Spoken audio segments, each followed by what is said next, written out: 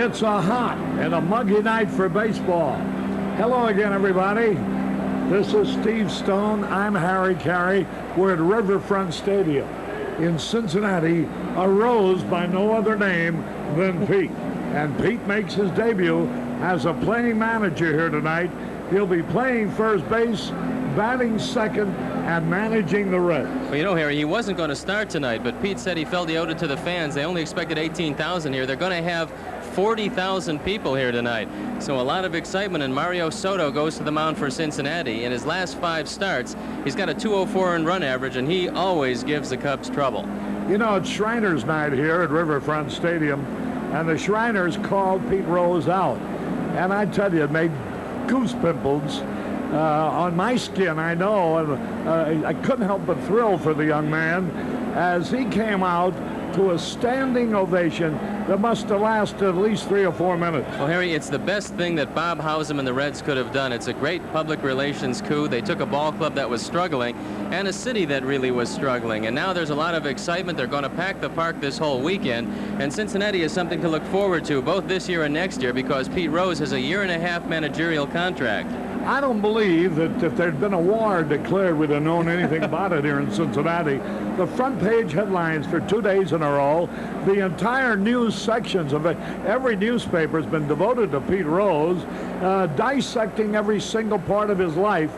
And you know, it is such a tremendous human interest story here because this is a young man who was born and raised in Cincinnati, who grew on the sandlots, cut his eye teeth in baseball, playing Little League baseball and graduating up to American Legion and then signing with the Cincinnati Reds.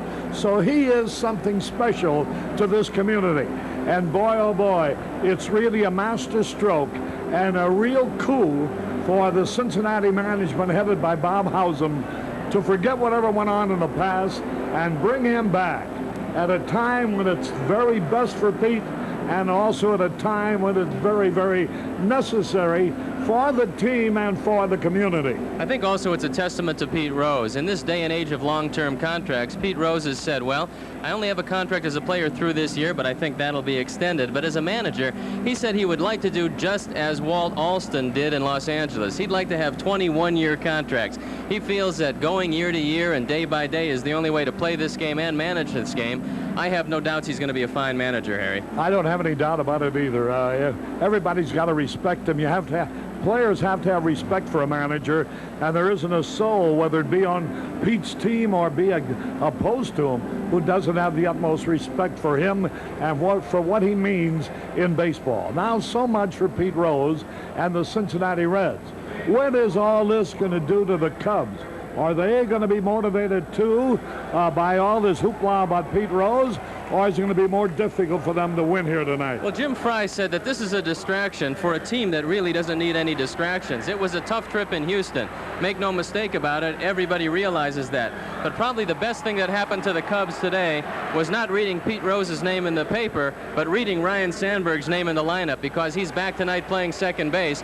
And Jim Fry said that he has to go about his business winning the National League East. And what he wants to do is go through this game inning by inning and really try to put some runs on the board early. I think that's important to take some of the juice out of the fans. We'll be back with the ball game down in a moment. Harry Carey back at Riverfront Stadium. One further note on Pete Rose.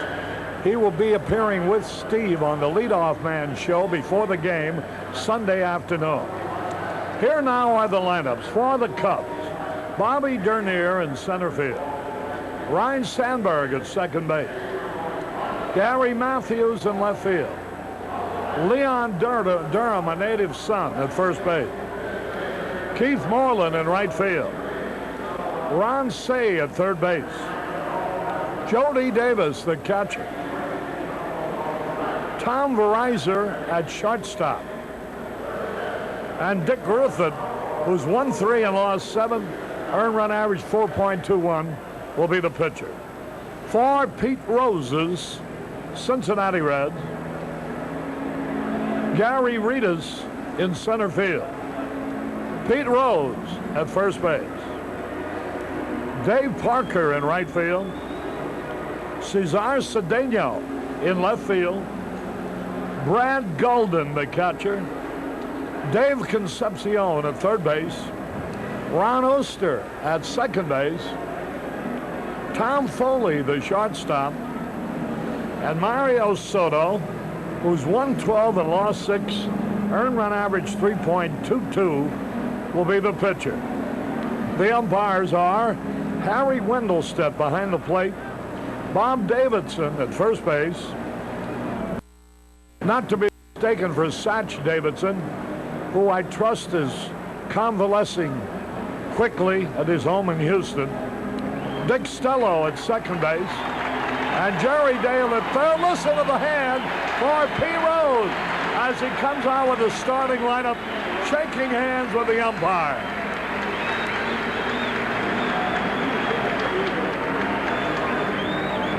We do not. RYNE is with us here in the booth. We have a shared feed with the Cincinnati telecast. If we were at Wrigley Field, you'd have a close-up right now of Pete Rose and Jim Fry. There you have it, talking things over with the 4 umpires. Jim Fry is a native son of Cincinnati. They graduated from the same high school at different times, of course. Well, we did a pregame show with Pappy Knorr, who coached both Jim Fry and Pete Rose, along with Russ Nixon and Don Zimmer. So he is a popular man here around Cincinnati, and he has been distracted by lots of interviews with all of these fellows. It's just an exciting day here in Cincinnati. That huddle around home plate reminds me of a heavyweight championship fight, with the referee giving the instructions now to the 2 combatants. Rose, number 14. Pete has a nervous characteristic. He's constantly takes off his baseball cap, showing not the good of the Grecian formula, but just rapidly graying dark locks. Here he trots back to the Cincinnati dugout, the familiar number 14. The Reds will be taking the field now in a moment. A historic moment here in Cincinnati. Who was the author who said you cannot go back home? Well, Pete Rose has come back home, and he's come back triumphantly. The Reds are taking the field. The task ahead of the Cubs tonight is not only dealing with the emotions of this big crowd and this fired-up ball club, but dealing with Mario Soto. The last time that the Cubs saw Soto, he only pitched 1 inning against them. He got ejected in that game. That was back on May 27th. You might recall the famous play down the left field line, where a home run was called fair, then reverse foul. Soto got thrown out for charging the umpires, but he's back here today, and he's been throwing the ball very well. He's got a 6-4 lifetime record against the Cubs. In his last 5 starts, nobody's hit him, but he's only had a 2-3 record to show for it. His team is just not hitting the baseball. Boy, Chub Feeney really lowered the boom on Dick Williams, fined him $10,000, and also suspended him for 10 days. And fined how many other players? At least 7 I know of. There was a lot of money exchanged and a lot of days exchanged. A few of his players got 3-day suspensions. I think that it's interesting to note that 10-day suspension. I think it really surprised Dick Williams. I know he's appealing it. He'll have a meeting with Chub Feeney. It was a decision that Chub Feeney had to make, because you can't let these things get out of hand. We've seen 3 or 4 baseball fights in a 2-week period, and it's something that you don't want to promote, especially this time of year when tempers are short. You want to make sure that the game is controlled by the umpires, and this is Chub's way of making that happen. There you see Gary Woods, Steve Lake, Tim Stoddard, Larry Boa, Warren Brewster, and Henry Cotto from one side to the other on the bench. Here's Bobby Dernier stepping up, hitting .307, 2 homers, 26 RBI.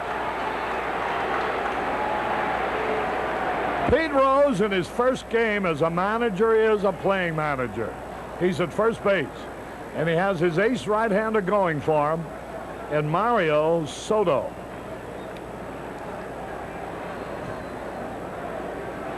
First pitch of the ball game. Fastball a little bit high. Rose spelled backward as he's sore. No, he's not sore. He hasn't played in a while. He sure soared into this ballpark tonight. There's a drive, and there's a fair ball into the corner. Extra bases. Bobby Dernier pulls up at second base with a double. Holy cow, the daily double is back at work. It's very important for the Cubs and their chances in the pennant race that the daily double starts to become the dominant figure it was for the first 2/3 of this season. With the injury to Bob Dernier and the absence of Sandberg, they really haven't been doing much lately. There you can see a fastball over the inner half, and Dernier, who has not been getting the bat out quickly, does so right here, driving the ball down the left field line. It starts the Cubs out on a good note. You could tell the number of Cub fans who are here from the roar that went up. Here's Sandberg now, and the pitch. It's in there, a strike called. 1 strike to nothing. Some people think that Soto's strikeout total is down a little bit because rival hitters are waiting for his changeup, knowing that eventually he'll throw it to him. 1 strike to nothing. Bouncing ball, there goes Dernier. Go to third base. The throw for Sandberg's in time. However, he advances man to third base. Foley threw out Sandberg. Harry, I asked Mario Soto exactly the question that you just posed. Why are his strikeouts down this year? And he said he doesn't think that he's doing anything differently, nor does he think that the hitters are adjusting all that much. He says it's just one of those years. He feels that strikeout pitchers, except for perhaps Nolan Ryan and Steve Carlton, have their ups and down years. He just feels that it's a down year. Here's a pitch now to Gary Matthews. Swung, and he missed for a strike. Runner at third base, 1 out. Soto, in 176 innings, has struck out 136 men. Now the pitch. Inside and high. And the count evens up at a ball and a strike. Soto essentially is a 2-pitch pitcher, fastball and changeup. There's a base hit into left field. The run is in. The Sarge came through, and the Cubs have taken the lead 1-0. Matthews waited on that changeup, and he got it. It was down, but Matthews, looking something off speed, pounded it in the left. That's RBI number 57, and the Sarge starts the Cubs off on the right foot. One of the things that the people around here speculated was that if the Cubs could score early, they could take some of the starch out of Cincinnati. Well, this is a good start. The Sarge, as he has done offensively this year, leading the way. Matthews, as the nitty becomes more gritty, begins showing you more and more. Getting on base, getting home, big runs. Here's Durham, a local son here. His wife is expecting any moment. His mother lives here. All of his relatives are here in Cincinnati. And he would sure like to get hold of one. 1 ball, no strikes. Swung, and he missed a breaking ball that time. Soto does have a slider, but he chooses to throw only about 15 or 20 a game, and the reason is that early in his career he hurt his elbow on the slider. Stan Williams, a pitching coach, has been trying to get him to throw more, but he says nope. He goes, I like the way I pitch with the fastball and changeup. I don't want to hurt my arm again, so I'm going to limit my sliders. Now Soto gets ready. Leon Durham, the hitter. Right back to the pitcher. He throws the second for 1 over to first. Oh, ball play. 1-6-3. The ball was not hit very hard either. 1 run, 2 hits, no errors, nobody left. We go into the bottom of the first, 1-0 Cubs. 1-6. Harry Carey back at Three Rivers Stadium, Riverfront Stadium rather. Got my rivers mixed up. The next generation of Cub fans, Eric and Corey Plump from Seymour, Indiana, are here tonight. Now you take a look at Gary Reedus. He'll be looking out at Dick Ruthven. In Ruthven's last 5 starts, he's only given the opposition 8 earned runs, so he's on a pretty good streak himself, and his control has been excellent lately. Gary Reedus, who has 41 stolen bases to his credit. The first pitch is a breaking ball, a little bit inside. Young man, fine writer, Dennis Tuttle from the Knoxville Journal. Here, out-of-town writers are from everywhere. Drawn here by first the Pete Rose move by the Reds, and then, of course, the great showing of the Cubs. Good fastball strike. He's ahead of them 1-2. Dave and Jill Spriggs are here. A little bit outside. 2 balls, 2 strikes. Ritas says that every team pitches him differently. The Dodgers throw him all fastballs, the Cubs all breaking balls, and he said he'll be looking for the breaking ball tonight. There's one, but he takes it low and outside. They're here from Southfield, Michigan, pulling for the Cubs. Drove over to see the game.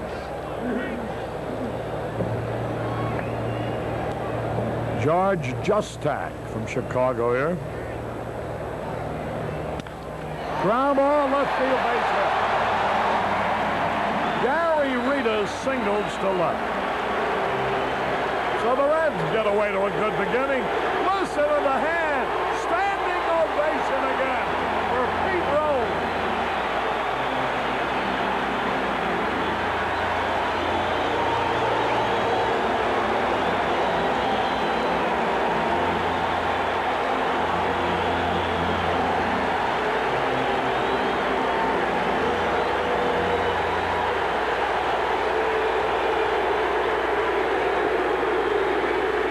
There goes the runner to throw. They may get him saved on a stolen base. Oh, Jody Davis did everything he could do, including a perfect throw. But Ritas is swipe number 42. Ruthven easy to run on, and Gary Ritas knew that. He made it despite a great play by Jody Davis. Repeat the glory was a pretty good sign that they showed earlier. And now Pete has the opportunity to try to pull the ball. Pete Rose about it with a man in scoring position.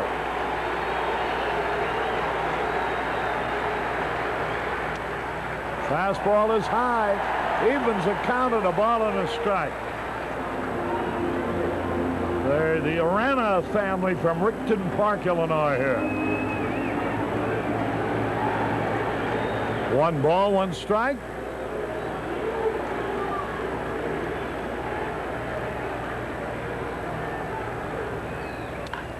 Lined in the left center field, a base hit. The ball gets away from Dernier.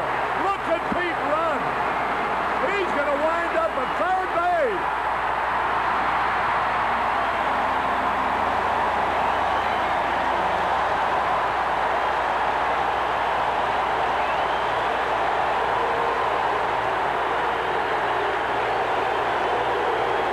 Listen to the crowd.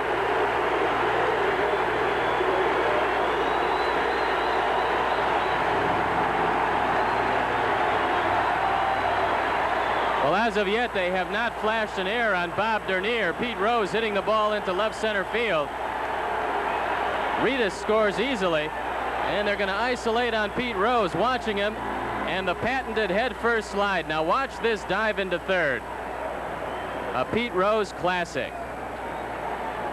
Apparently they're going to call it a triple. That handcuffed Dernier out there and left. No, now they're going to give him an error. It's going to be an error, and it should have been, Harry. It's going to be a single and a 2-base error on Bob Dernier. Here's Dave Parker now. Hasn't taken them to catch up. Long to catch up a strike call.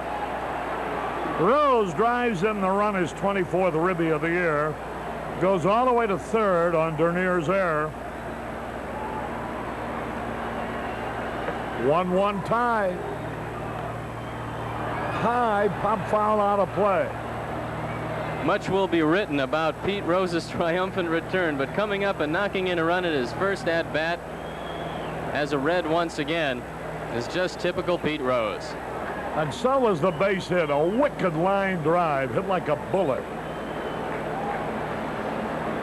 Now only 128 away from Ty Cobb. Dave Rose. There's Dave Parker swinging a high pop foul. Pete Rose over there at third base. Joe Sparks coaching over there. Parker says there's a little more pressure on him to hit for power in this lineup. He's got 11 home runs and 64 RBIs. When he was with Pittsburgh, he had a little bit better supporting cast. But here, they look to him as the power man. Now ready, the 0-2 pitch.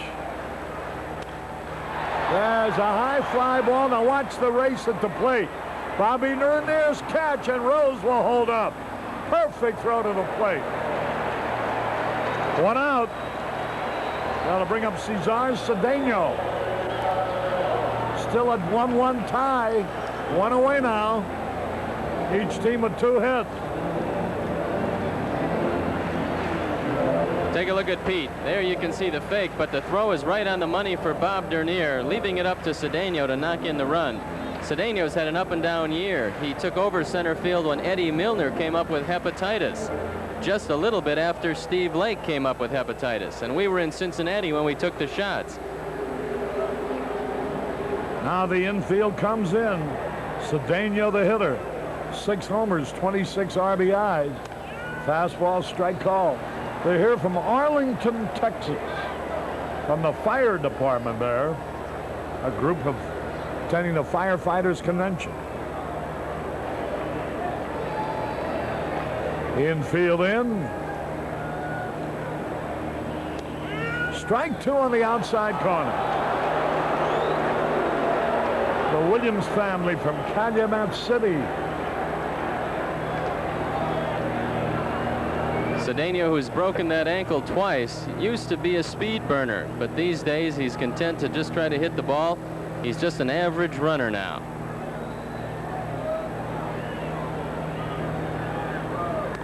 Fastball high and inside. Remember Chuck Connors? He used to play for the Cubs, used to play for the Dodgers. Then he became a movie star, television star. Now watching the game out in Beverly Hills, California. He thinks the Cubs will play the Dodgers in the playoffs. There's a pitch high. 2 balls, 2 strikes. Chuck wants to be remembered to Jimmy Janik, Cafe Bohemian. All the wonderful Cub fans he wires. He thinks the Cubs are going to play the Dodgers. That's what he said. Chuck Feeney didn't suspend the whole San Diego club, just a couple of them. He thinks the Dodgers will overhaul him. He swings and he struck him out. Cedeno missed a high curveball. That's 2 gone, and here's Brad Golden, the catcher. Here, I'm not making it up. There's the telegram. We'll pause for our station identification. This is WGN Television, Chicago, America's #1 sports station. Here now is Golden, a left-hand hitter, and the first pitch is in there for a strike call. 1-1 tie. Pete Rose did it. Despite Golden hitting .210, he's tied for second on the team in game-winning RBIs with 4. The delivery now, a little bit outside. A ball and a strike. The Sizemores from Highland, Indiana are here, and the Cliffords from Palatine. A little high. 2 balls and a strike. Cub fans from Burlington, Kentucky, Dale Prairie, and a group are here. 2 balls and a strike. There's a little looping pop fly, and whoa, it's a foul ball. The good thing that Say didn't touch it. They might have ruled it fair because he's running down the line. It's a foul ball. He made a great try, and he might be hurt. Ron, who plays with that right hand bandage, landed on his left wrist, and now Tony Garofalo is going out there to have a look at him. Garofalo did a fine job with Ryne Sandberg, getting him back in the lineup as soon as he did. I know he was here early in the morning every day with Rhino, and he really put in a lot of effort getting him back on the field. You know, there was a peculiar play. Say was running down the line. It could very easily been the opinion of the umpire, had he touched that ball, that while it might have eventually gone foul, that he touched it while it was still in fair territory. See, Golden wasn't even running. Right there, he's in foul territory. and he did not touch it. 2 balls, 2 strikes.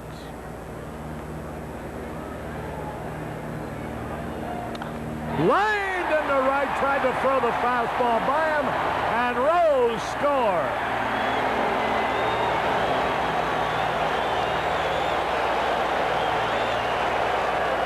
Ruthven tried to get the fastball by him, but Golden was waiting for it.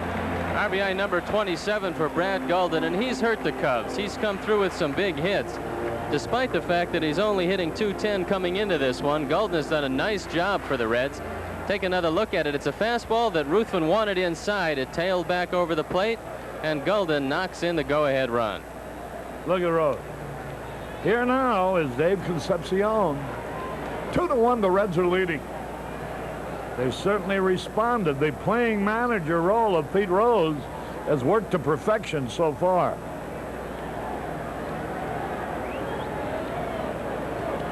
Curve high. A ball and a strike. One of our broadcasting partners, Lou Boudreau, Harry, has one bit of advice for Pete Rose. He said, just be Pete Rose. If you do that, everything should work out okay. Continue your enthusiasm, and I think the players will respond to it. Pretty good advice from a man who knows. 1-1 pitch. Swung at a curve, and he missed. Strike 2. You know, Lou had one of the best managerial records of any of the players who did manage and play at the same time. So he realizes the problems that one Pete Rose will have. 1 ball, 2 strikes. The pitch. Fastball missed outside. Well, Pete Rose is so unique, it's not likely that he would ever try to be anything but what he is. Everybody else might try to be what Pete is, but not likely that Pete would like to change and be what somebody else might be. He is much too unique and special. 2-2 pitch. There's a drive in the right field. Another fastball hit hard. Here's a runner around third. He's going to try to score. The throw. Save.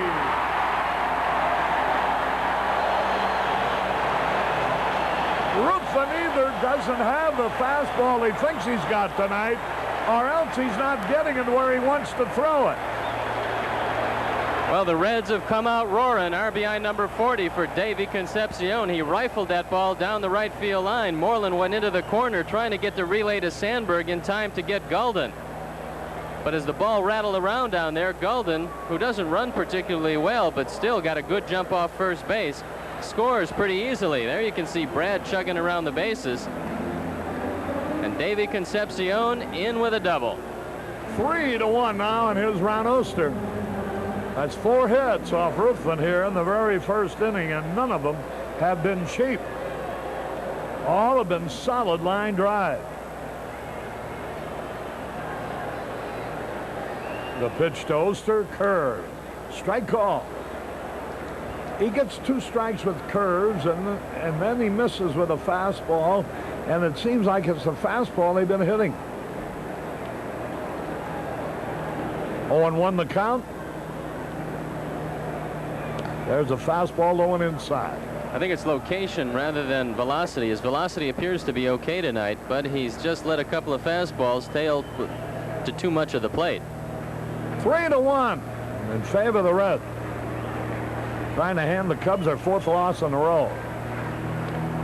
There's an off-speed pitch high. Ron Oster batting .242 with 1 homer, 26 RBI. But he has been red hot since the All-Star break, hitting .325. He's raised his average from .208 to .242. Here's the pitch. Low ball for it. Nobody has gone out to see Ruthven, nor has anybody made an attempt to get up in the bullpen. But if he doesn't get this man, Billy Connors should pay a little visit to him. Ruthven doesn't seem to have his rhythm yet, and he's really throwing the ball all over the place. He doesn't have that pinpoint control that's characterized his last 5 starts. Now ready? The pitch. Walked in.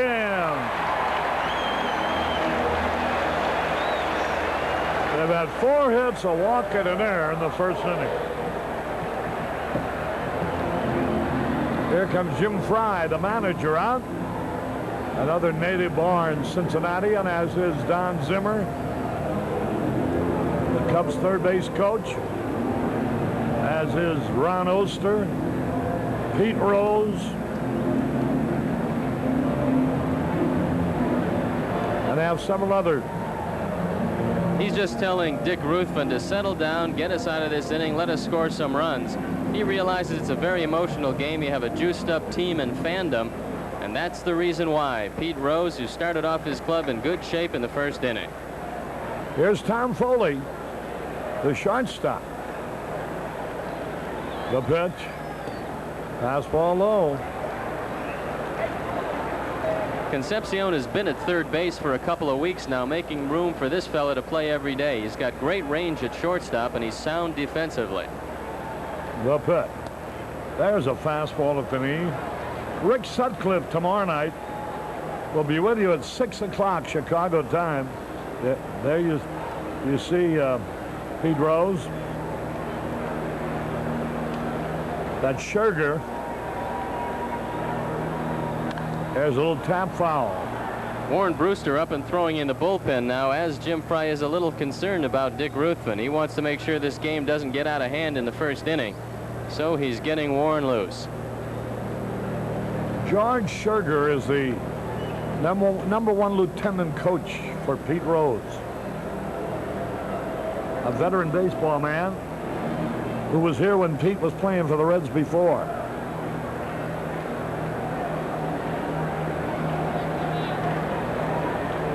Foley takes it low. 2 balls, 2 strikes.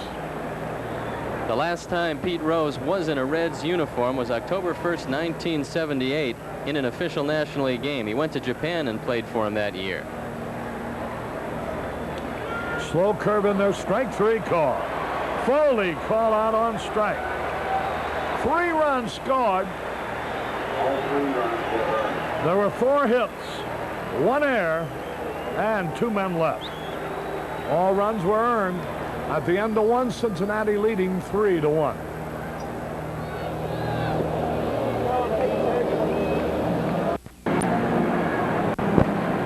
Harry Carey back at Riverfront Stadium with Keith Moreland leading it off.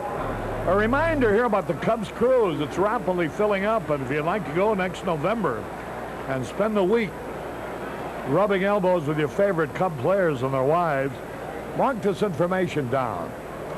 This phone number, 312-591-7000. You can call that to get all the information you'll require. Or you can write for that information to Post Office Box 676, Northbrook, Illinois, 60062. The pitch to Moreland. Good fastball.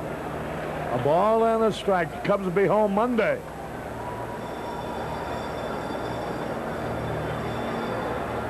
They're 2-5 on this road trip. First losing trip they've had in some time. They need a sweep of these 3 games to end it at 500. Mario Soto is going to be a tough cookie to beat.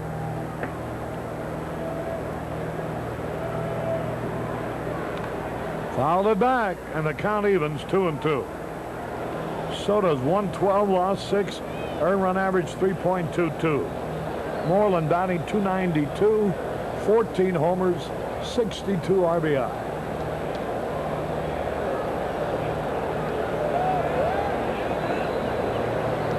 The pitch on the way. A little tap to the mound. That'll be easy. 1 gone. Moreland tapped out. That'll bring him Ron Say, hitting .222, but with 18 homers and 69 runs batted in. The Reds had some pretty good scouts. They took a look at a catcher who weighed 160 pounds in the Dominican Republic. Thought that maybe he could be a pretty good pitcher someday because he had an exceptional arm. That skinny kid was Mario Soto. He got into the Reds system at 17 years old. The rest has proven itself. He's been one of the finest right-hand pitchers in the league for the last 3 or 4 years. Here's the pitch to Say. Slider a little bit low and outside. Reds have jumped out in front thanks to Pete Rose. Got the key hit. 1 ball, no strikes. There's a drive, and it goes foul into the left field corner. A ball and a strike. Soto, a good-looking young man from the Dominican Republic. Mario is 4th in the league in strikeouts this year, and he said even Fernando had some problems with his strikeouts last year, but they're up again this year, so he feels he'll come right back next year and have a big strikeout year. There's a pitch drill right to the shortstop. Say line hard to Foley. 2 up, 2 down. Here now is Jody Davis. His average has fallen down to 265. Ronnie hits it right on the nose. Tom Foley is standing right there to pull in the sinking liner. With 2 away, Jody Davis, 17 homers, 77 RBI. Fastball a little bit inside. 3-1 in favor of the Reds. Big crowd on hand. Ball is high. Tom Verizon, the shortstop, due next.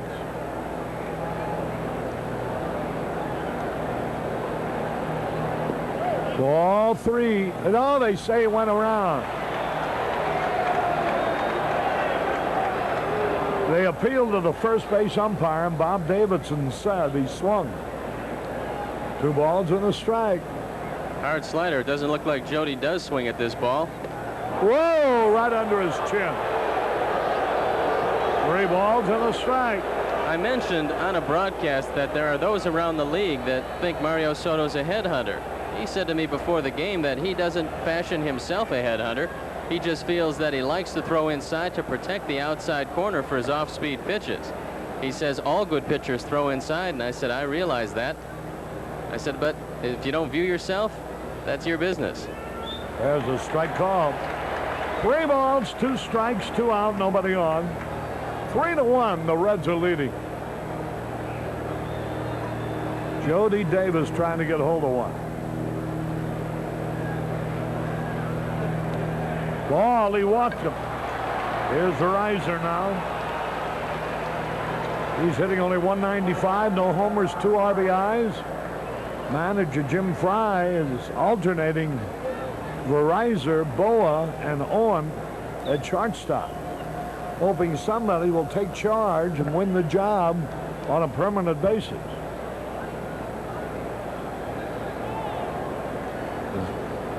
Low and outside.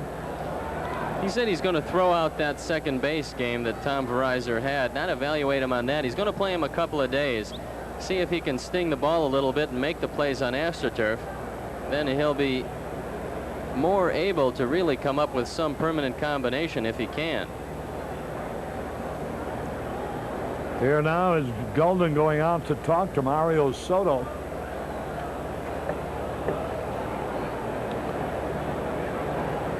The outfield straightaway. Verizon digging in.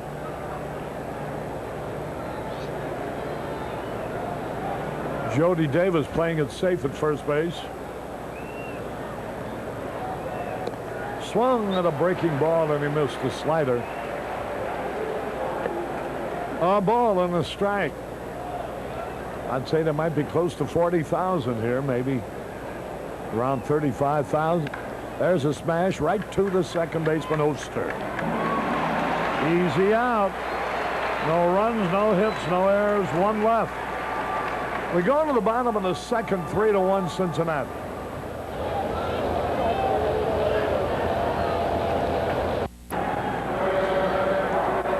Harry Carey back at Riverfront Stadium as we go in the bottom of the second. Mario Soto, who's had 1 home run this year, 4 runs batted in. Hitting 188 will lead it off. He's had 12 hits, 64 times at bat. Struck out 21 of those 64 times. He's got a $100 bet with Tommy Helms, the coach of the Reds, that he doesn't get 15 hits this year. There's a fastball in there, a strike call. He's only 3 hits away from 15. Well, he lost the bet last year, and he said double the bet. He never paid off. So Helms said, what difference does it make if I lose? I'm not going to get it anyway. Now the delivery, here it is. Curveball a little bit outside. That evens it up. A ball and a strike. Mario Soto.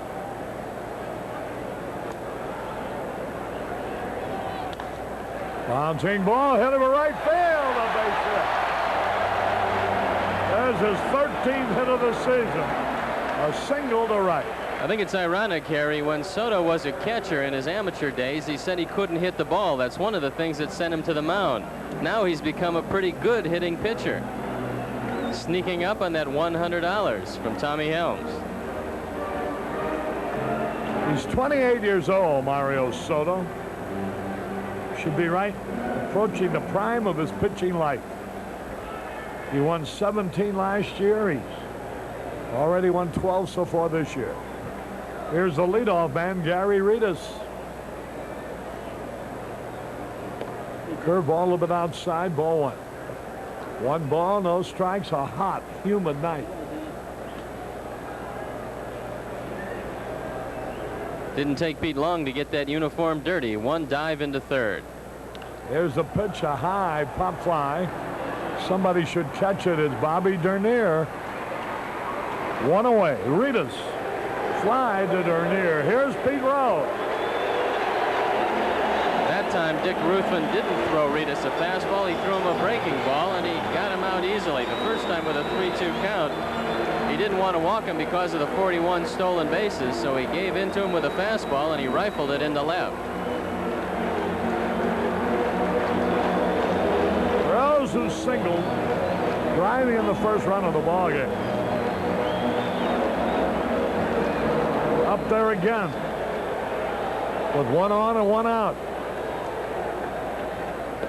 Slow curve is low. Ball 1. 1 ball, no strikes. 1 away.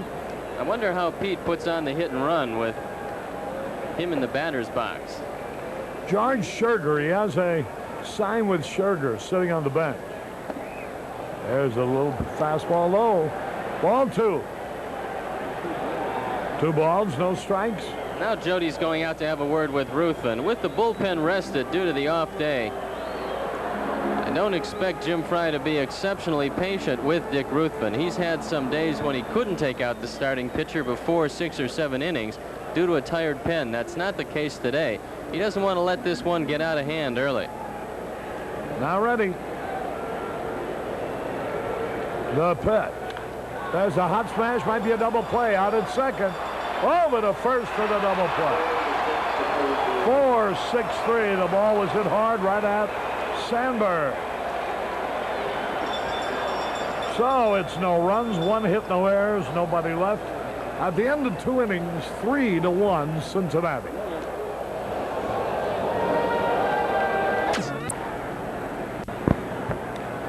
We go to the top of the 3rd with Dick Ruthven leading it off.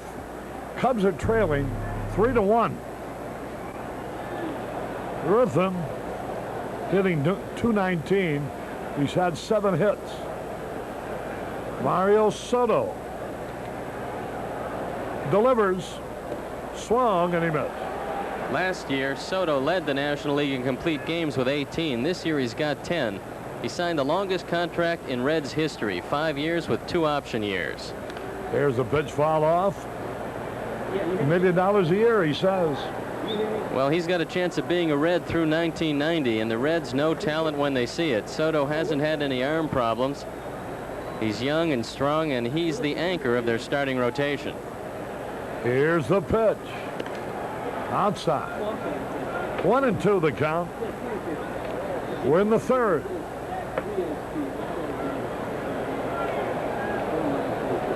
He struck him out. That's his first strikeout of the game.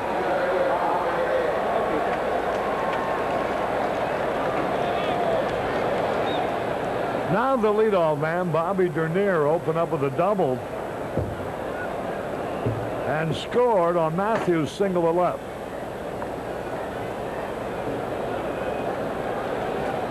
One out, nobody on. 3-1. favor the Reds. The pitch to Dernier. Good fastball. Strike call.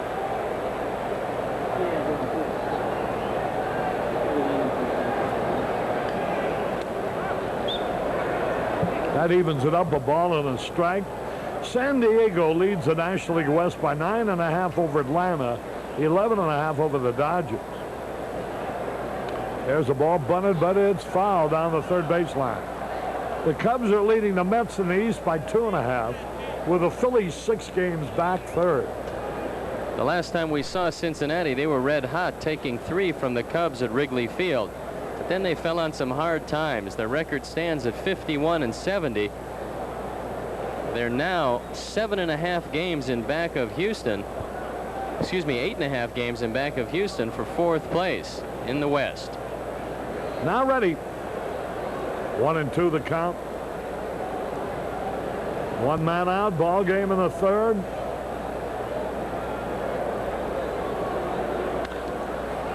There's a high pop fly. Pete Rose makes the catch.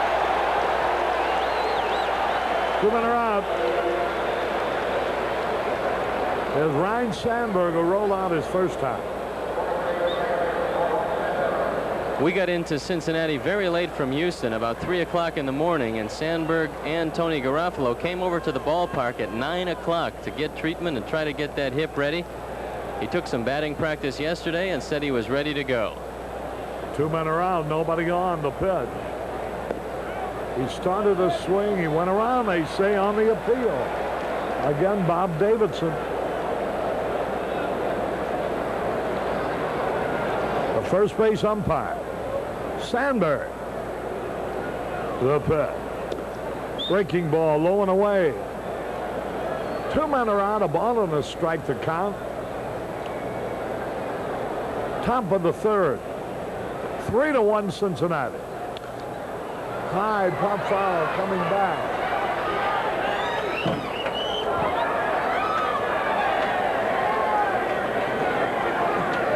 That didn't miss you by much. Well, I was just getting ready to grab it. Come on out from under the counter, Arnie. I'll protect you. Here's the pitch. There's a smash up the middle. A diving stop. The throw, but he beat it out. Infield hit. A great play by Foley. But it's a hit for Sandberg. Anybody but Sandberg would have thrown out. Foley made a great effort going to his left with the dive, full out. Got up to his feet and threw to first base. It was a bang-bang play, but Sandberg beat it. That's not the best part of the play, but there you can see at first base, Sandberg foot clearly on the bag before the throw to Rose. Nice effort by Foley. Here's Gary Matthews. He drove in the first run. There's a throw. Sandberg dives back safely. They play Matthews straight away and deep everywhere. Soto's given up a whopping 18 home runs this year in 176 innings. Clearly the team leader. Hume has 12, so Mario all by himself in the home run department. There's a throw, the runner back. 3-1, the Reds are leading. 2 men are out. Now the pitch, here it is. Ducked out of the way. Ball 1. Gary Matthews trying to belt one.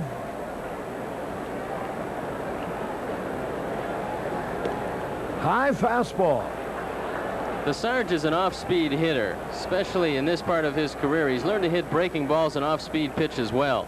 When pitchers get ahead and try to throw him the slow stuff, he usually pounds it. 2 balls, no strikes. They want a new baseball, Soto does. Let's see if Mario goes with the fastball or does try to throw something off speed, perhaps a changeup or slider. 2 balls, no strike. Ball 3 is high. And Leon Durham is on deck. 3 balls, no strikes.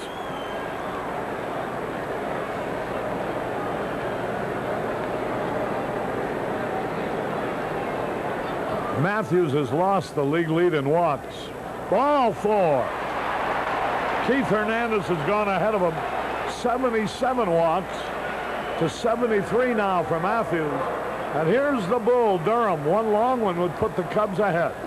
I was in a bookstore this afternoon, and a couple from Danville, Illinois were there, and they wished us good luck tonight, but the woman had a rose, and I asked her where she got it. She said they were giving them out downtown with a stand that said the rose is back. So they're doing everything here in Cincinnati to get publicity for the triumphant return of Pete Rose. Runners at first and second.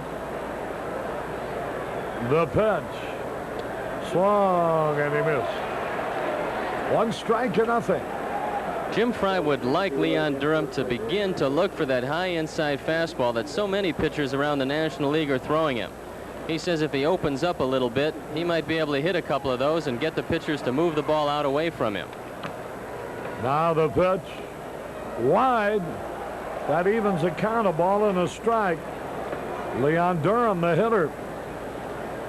The tying runs are at first and second. Cubs trailing 3-1. Now ready to pitch. Here it is. Strike at the knees. He just threw it by him.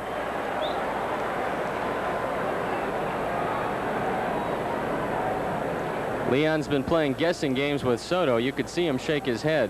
Thus far, he's 0 for 3. 1-2 the count. The pitch. Inside, barely missed with it. And that's where they try to pitch him, to the inside part of the plate. High, tight fastball. Well, he's set up for that good Soto changeup. Let's see if Soto varies his pattern and comes with something else, or goes to that changeup that's made him a living the last 4 or 5 years. Now Durham steps out of the batter's box, and Brad Golden goes out to talk to Soto. They're talking about pitches. I think that Golden probably wanted the high inside fastball, and Soto wanted to throw the changeup, but Golden, realizing the scouting report, says, well, let's see, maybe we can get inside on him.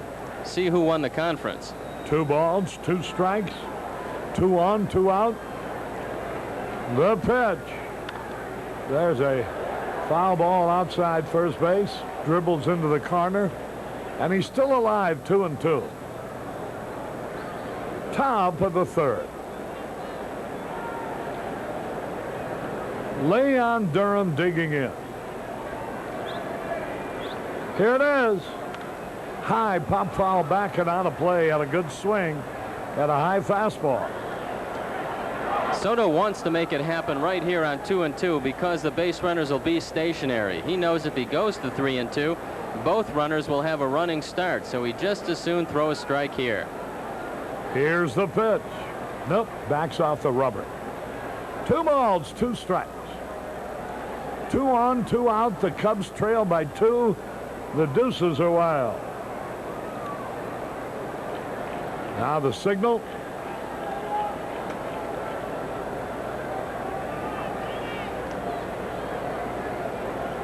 The delivery. Ball 3 inside. The runners will be going. Oh, he's been trying to pitch to that one spot. High and tight. 3 balls, 2 strikes. Keith Moreland on deck, waiting for his turn and hoping that the bull can keep it alive. The bull, in front of friends and family here in Cincinnati, would like nothing better than to break up Pete's party. Now the 3-2 pitch. There go the runners. He fouls it off his foot and rolling away. And we'll repeat the situation. With Sandberg going back to second, Matthews returning to first. 3 balls, 2 strikes the count. Keith Moreland on deck.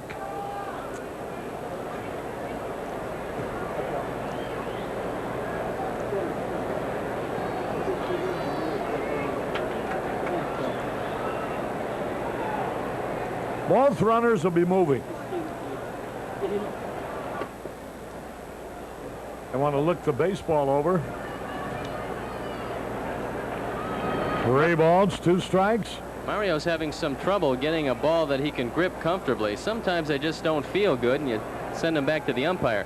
What he usually does is put them back in his pocket and throw it to you on another pitch. 3 balls, 2 strikes, 2 out. Runners will be going. Here it is. There they go. There's a drive way back. It might be. It could be. Hey, here's a home run. Holy cow. The Bull did it. And the Cubs have taken the lead. His 17th homer of the year. And listen to the Cub fans. Well, Soto's given up a lot of long balls, 18 of them. That was number 19. The Bull now has 71 RBIs, and he puts the Cubs on top. He got a fastball out away from him. Soto had been trying to jam him. That one straight over the plate, and the Bull crushed it into right center field. And True Value Hardware happily will donate $100 to Cubs Care and the Northwestern Memorial Hospital in the fight against cancer. 4-3 Cubs now. Here's a pitch, a little bit low, ball 2. That is the 19th home run. There's the replay on the home run. Look at the expression. Did you see that on Durham's face? He knew he had hit it right off the bat. Strike called. Well, he got the fastball out where he could get his arms out, and that's all Leon Durham has to do. That is a happy young man. He has a lot of passes here tonight that have seen him explode one. Here's a pitch fouled on a play. And the count is evened up.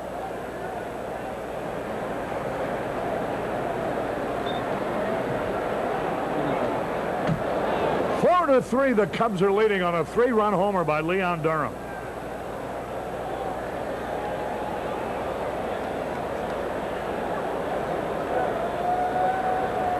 Here's the pitch. There's a high pop fly. That'll be easy. Osterback makes the catch to retire the side. The 19th home run of the year of Mario Soto came with 2 on and 2 out on a 3-2 pitch. 3 runs, 2 hits, no errors, nobody left. We go into the bottom of the 3rd. The Cubs 4, Cincinnati 3.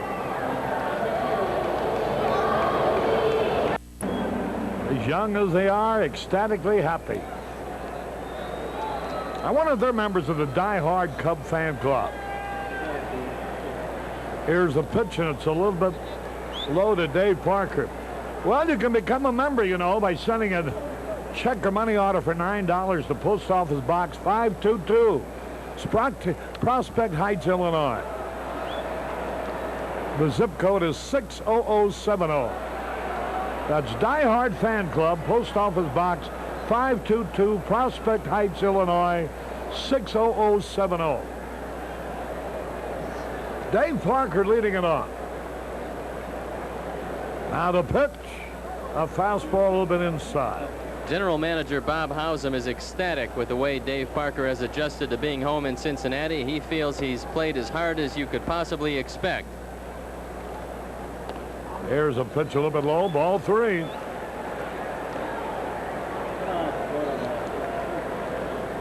Great Cub fan watching Grace Hobson. Now the pitch. Line, but it's foul, a looper.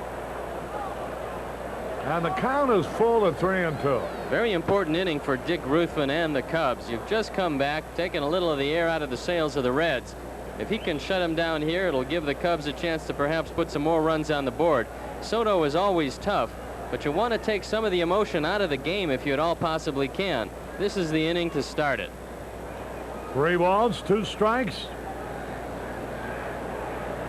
Now the delivery, here it is.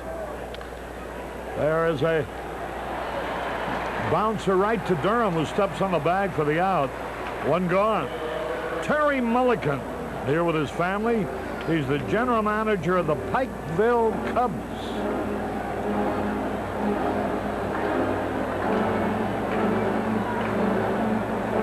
It's one of our farm clubs, right? 1 man out. Here's Cedeno. Cedeno bunts in the air, and they let it roll. It's going to go foul. Look how much fair that ball was when it hit the carpet. And then you just let it alone, and eventually it'll go foul. There you can see one of the advantages for the defensive team on AstroTurf. On regular grass, that ball sits right there, and Cedeno's on first base with a hit. But with spin taking it toward the line, a veteran third baseman and pitcher realized that it's going to go foul. Greg Rockenbach from Grays Lake, Illinois, here with the group. The pitch. Fastball a little bit low and outside. If this game goes 15 innings, Harry, you might get through all those notes. Never going to make it. 1 ball, 1 strike. The pitch to Cedeno, curveball.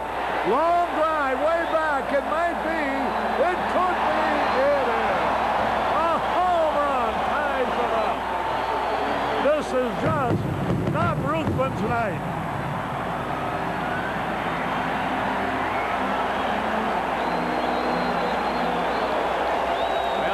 Are 7 and 27. His 7th home run, his 27th RBI. A smile on the face of Cesar Cedeno. Ruthven's curveball rolling a little bit. He doesn't have very good stuff here tonight. It's going to be a battle for him. And Jim Fry's going to battle to keep him in this game for as long as he can. Here now is Golden, and he fouls off the first pitch. It looked like he hung a breaking ball that time. Here it is. See what you think. There's a breaking ball, all right. It's just not breaking very quickly. It's kind of rolling up there, and Cedeno actually one-handed it out of the ballpark. Now the pitch, here it is. Slow curve in there, a beauty. Unlike the 2 parks that we've just left, Montreal and Houston, this is a fine hitter's ballpark. There's some hitters around the National League that feel that it's in the top 3 in the league for batting. There's a fastball a little bit outside.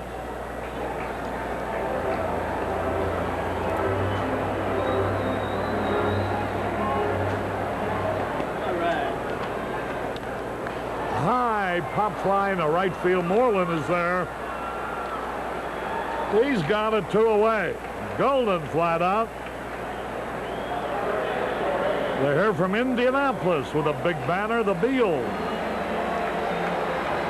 I think the biggest adjustment for Pete Rose is to know how, when, and where to use his bullpen. That's where he will really have to rely on his coaches, George Sugar and Stan Williams. It'll be difficult at first, but I'm sure Rose will adjust to it. That's what really tells the men from the boys as far as managers are concerned, the pitching staff. Here's Concepcion, and the strike is called. 2 men are out, a run is in. Cedeno hit his 7th homer of the year to tie it up, after Durham hit a 3-run homer to put the Cubs ahead. Here's a fastball for a strike. Minnesota leading at Boston 2-0 in the 4th. California got 3 in the 1st at Baltimore. Detroit out in front of Seattle in the 3rd 2-0. Oakland leads the Yankees 4-1. Here's a pitch, squib foul off to the right. White Sox just getting underway, no score. 4-4 here in Cincinnati on a hot, muggy night. Here's the pitch. Curveball a little bit low and outside. 1-2 the count.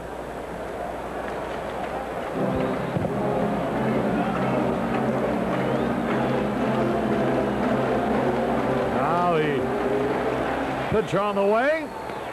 High and inside. Concepcion has made some noises about wanting to be traded. When Vern Rapp was here, Rapp had him shifted all over the infield. But he's taken to third base very well. He's an exceptional glove man. I don't think he'll want to be traded now that Rose has taken the helm. 2 balls, 2 strikes.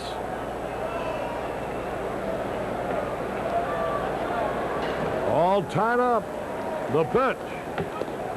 Curveball outside, ball 3. Dave Concepcion, who doubled in a run in the 1st. Cedeno hit a homer to tie it up. Now ready to pitch. Curveball hit. 1 hop. Verizer's got it. Over to first for the out. So 1 run, 1 hit. They made 6 hits, 4 runs in 3 innings off Ruthven. No errors, nobody left. The Cubs have made 4 hits, 4 runs in 3 innings off of Soto. Milo will be joining Steve in a moment. This is Harry Carey from Riverfront Stadium. We're at the end of 3 in a thriller. We're all tied up at 4.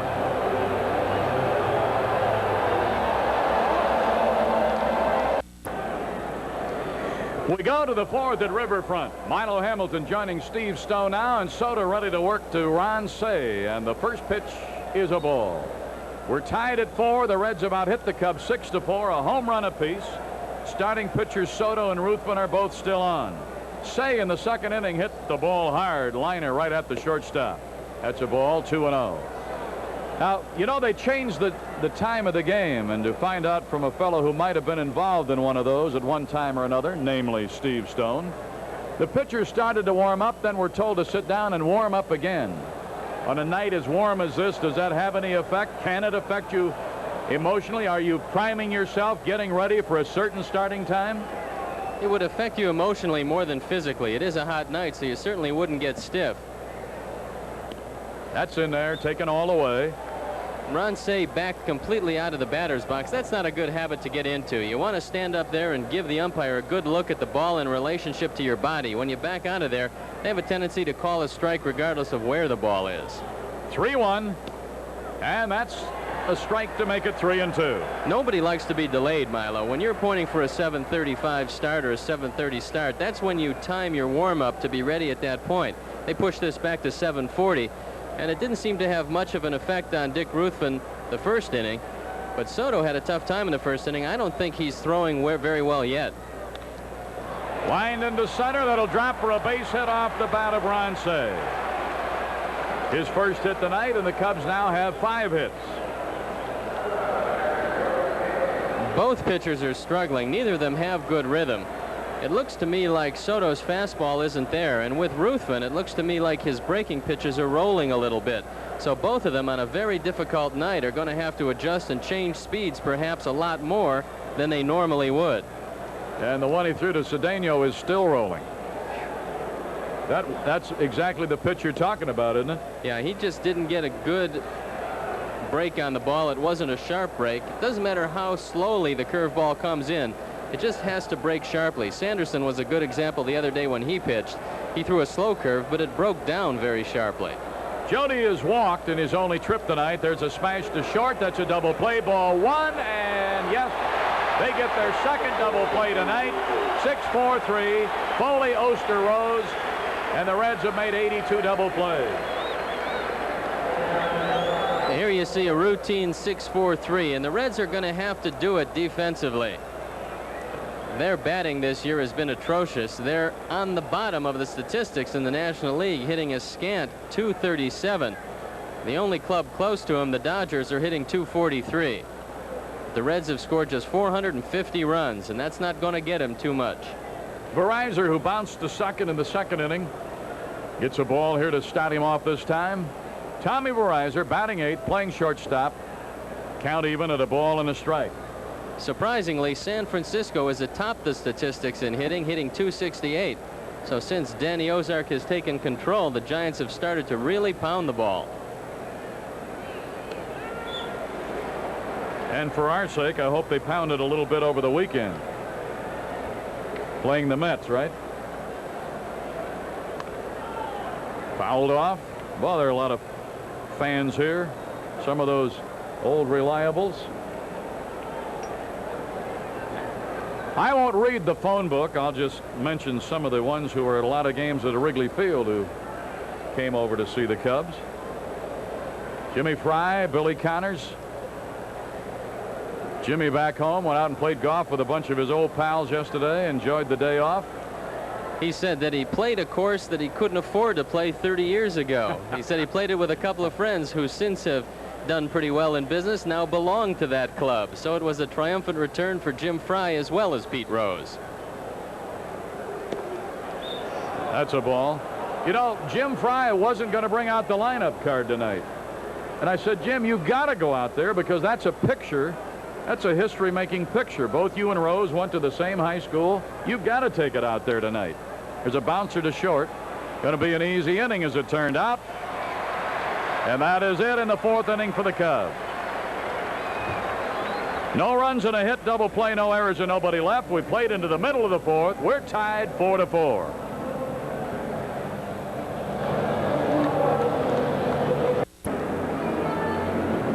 In the bottom of the 4th, Dick Ruthven will be looking at the bottom third of their order: Oster, Foley, and Soto. Oster had some knee problems, but he's over that. He worked on the Nautilus, got himself strong. Started out very slowly this year. He had a terrible first half with the bat, hitting just .208.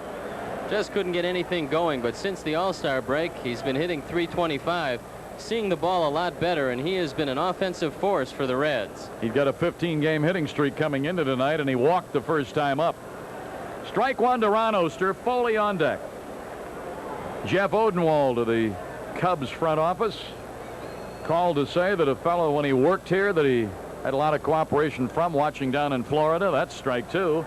This was Shrine Night here tonight, and the fellow who was very instrumental in the big Shrine Night here when he lived here was Bill Wigger-in-Low. So Bill Wigger-in-Low in Haines City, they were thinking about you tonight, and they had their big Shrine parade just as you remembered it. He's gone. Now Ruthven pitched as good to him as he's pitched to anybody. And that time he really didn't have a hittable pitch. Some at bats it works out that way. That time Ruthven threaded the needle on the inside corner. Harry Wendelstedt rang him up. So he'll have a chance to extend that 15-game hitting streak next time. Tom Foley was called out on strikes in the first inning. 1 ball, no strikes. You're joining us a little late. The Cubs got in front with a run in the first. Reds answered with 3. Then in the 3rd inning, Cubs got 3 on a 3-run blast by Durham. High pop, second baseman Sandberg. He'll squeeze it. Good to see him back in there. He's not 100%, but he's not going to tell anybody. He got himself ready to play tonight. It was a big lift emotionally to see Ryne Sandberg's name in the lineup. I don't think it's any coincidence the Cubs lost 3 in Houston without Sandberg in the ball game. They had problems at second base, but more than the physical aspect of the disappearance of Sandberg from the lineup, it certainly is an emotional lift to see him out there. Soto, who singled through the right side in the 2nd inning, looks at a ball. Ruthven involved in a tie. The home run by Cedeno in the 3rd tied it. We're 4-4. Got the corner with that one, and it's 1-1. If Dick had struggled through this one, there was a chance he could have been pinch hit for in the next inning. But throwing as well as he's looked in this inning, Fry might let him go. Big swing by Soto, 1-2. We'll be on tomorrow night at 6 o'clock Chicago time. Sutcliffe will get the nod. Sanderson will pitch Sunday. High bouncer, shortstop Verizor got to come in and take a hop or 2 out. Reached back and got that high AstroTurf bounce and threw him out. And that'll do it. 3 up, 3 down, the bottom of the order in the Cincinnati 4th. We'll go to the 5th. Tie off. And before Ruthven steps in, let's pause here for station identification. This is WGN Television, Chicago, America's #1 sports station. Ruthven struck out swinging in the 3rd. He'll be followed by Denier and Sandberg. RBIs, Matthews drove in a run in the 1st. Durham drove in the other 3 with a line drive homer to right center. There wasn't any doubt about the ball being gone the minute it left the trademark, was there? Well, he finally got a chance to get his arms out, and he welcomes that. He scalded that ball. Right in front of the home folks, too. You don't think he's got a pass list here tonight, do you? There's a fly ball to right. Parker in maybe 7-8 steps. And the Cobra will squeeze it, and it's 1 away. I did have the opportunity to ride up on the elevator with the man who took the pass list out of the Cincinnati Reds clubhouse, and he looked at it and just shook his head. He said they have never left as many passes in their history as were left tonight by the players. So all of the players' friends wanted to see this one. I know Pete Rose left about 20 or 30 passes himself. He could handle that. Up to the top with Bobby Denier. He opened the game with a double and scored. Third inning, he popped up to Rose in foul territory.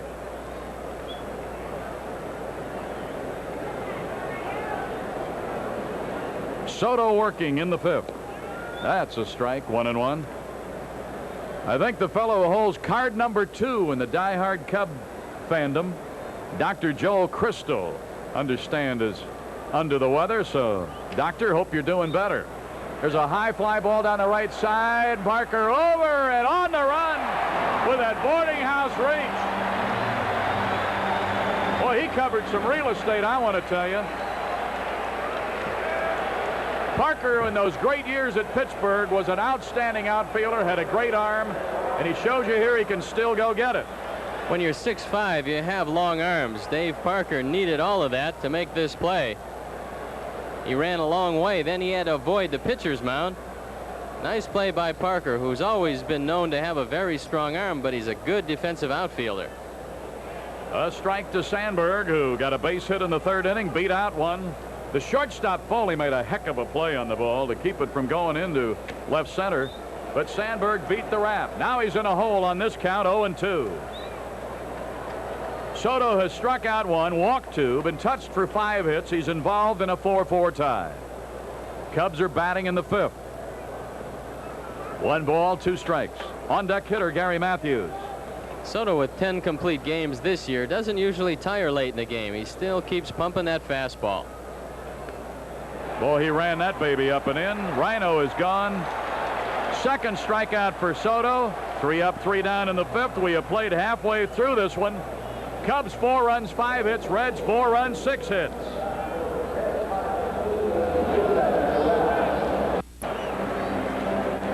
Go to the bottom of the fifth, and Arnie Harris will remember when the Channel 9 folks started doing Blackhawk hockey, the Johnny Gotts League. A great name in hockey, was the first color man they had. Johnny called today and told us of an old friend of his, Jeff Coghill, who's recuperating in St. Luke's Presbyterian. Get well, Jeff. And the Johnny Gotts League, Arnie Harris says, keep him going. You must have taken a few train rides together, huh? 1 ball, no strikes.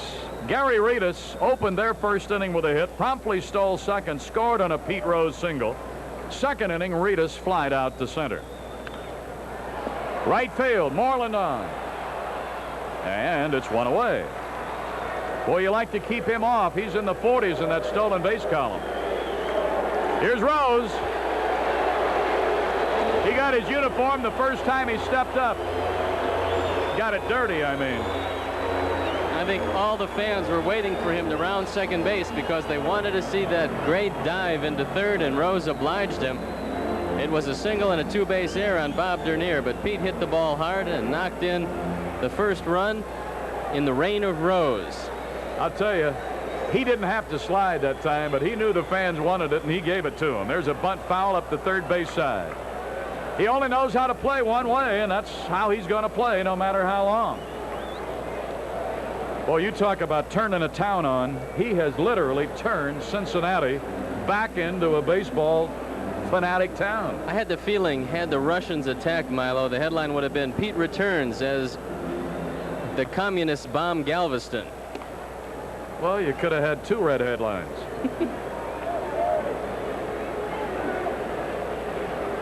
One ball, 1 strike. Rose 1 for 2. Last time he bounced into a double play.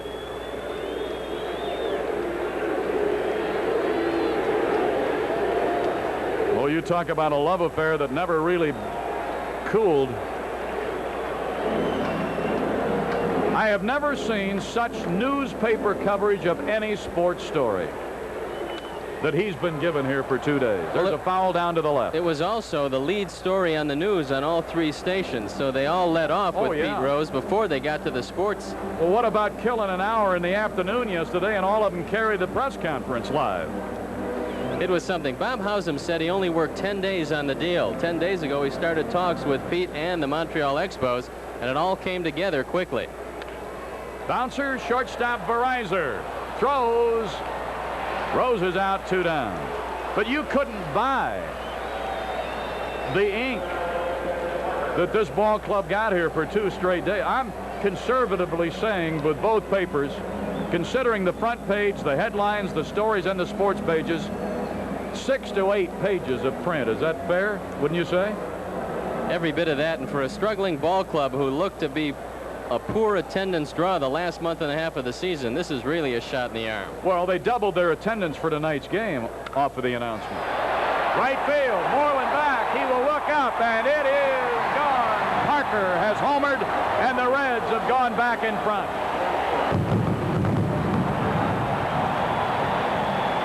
Home run number 12 for Dave Parker, RBI number 65. Parker said one pitch every at bat he tries to hit a home run. The rest of the time he just tries to hit the ball hard somewhere. Well, that must have been the pitch that he picked out, because he was looking fastball, he got it, and he smoked it over the head of Keith Moreland at the 375-foot mark, and that puts the Reds up 5-4. Ruthven still struggling. That's Parker's first home run this year against Cubs pitching, and it has the Reds leading 5-4. Comes with 2 away. And here is Cedeno, who homered to left his last time up. Seeing Parker hit that homer, I think one of the hardest and longest home runs I ever saw he hit in this park when he was a member of the Pirates. Took out a row of seats in that club level, and that's a long way from home plate. Up the wicket, base hit for Cedeno. Hit number 8 for the Reds. This has all happened now after 2 away, a homer and a sharply hit single. Look at this one come right back at you. He tried to jam him, but the fastball was right down the middle. There you can see no chance for Keith Moreland. And Cedeno came up and drove it right back through the legs of Ruthven. So Cedeno, in the absence of Eddie Milner due to hepatitis, has used this opportunity to hit the ball hard a couple of times. Durham holding against Cedeno. Brad Golden is the batter. And there's Parker. Took off a lot of weight when he became a Cincinnati Red. And he can give you a barber job. Runner going. Throw down. Got him.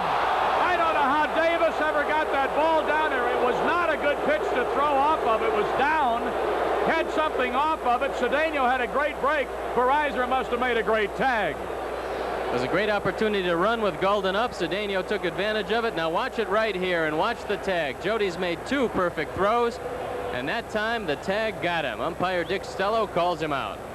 So they settle for 1 run on 2 hits. The homer by Parker. We played 5. The Reds lead the Cubs 5-4.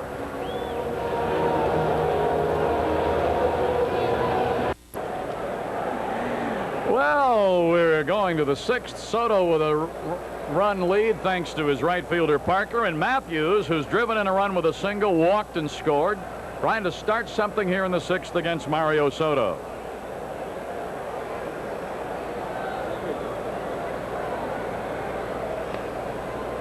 Sarge has hit this club pretty good this year, 9 for 26.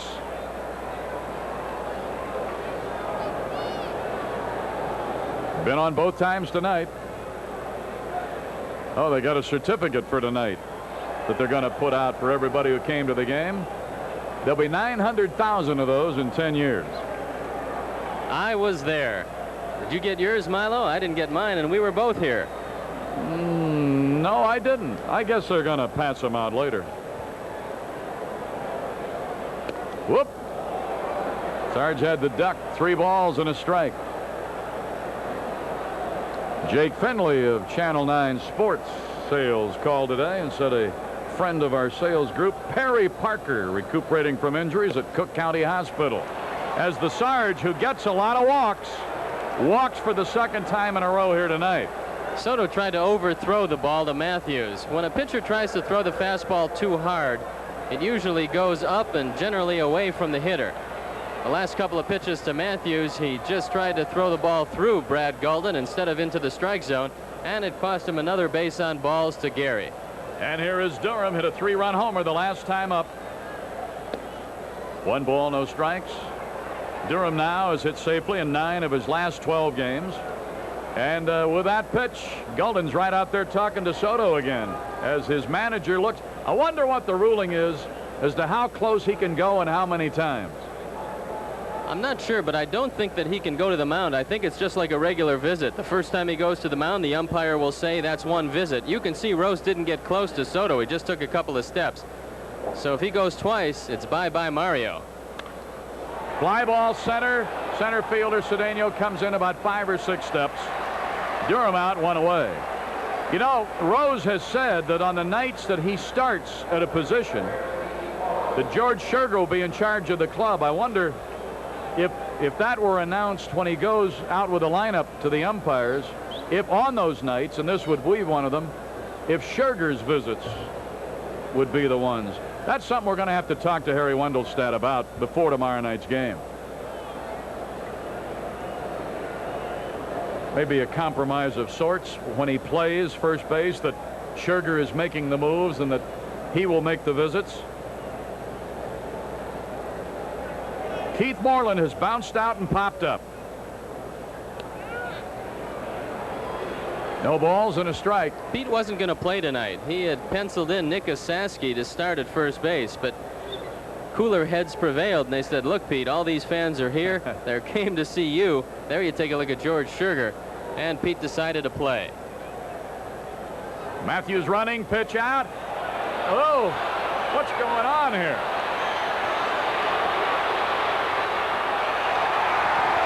Well, they guessed correctly and pitched out, but the Sarge made a mistake. You might as well keep on going, because there's really no chance to get back once you're in a rundown, especially with nobody else on the bases. Brad Gulden did it exactly right. He ran right at Matthews and froze him. Watch what happens. Now he freezes Matthews and then fires the ball, and Pete Rose executes perfectly. He gets the ball up. You can see Rose brought the ball up where Ron Oster could see it before he tossed it. And they tag Matthews out easily. 2-6-3-4, caught stealing, and Moreland fouls it back into the bottom of the press box, and it's 1-2.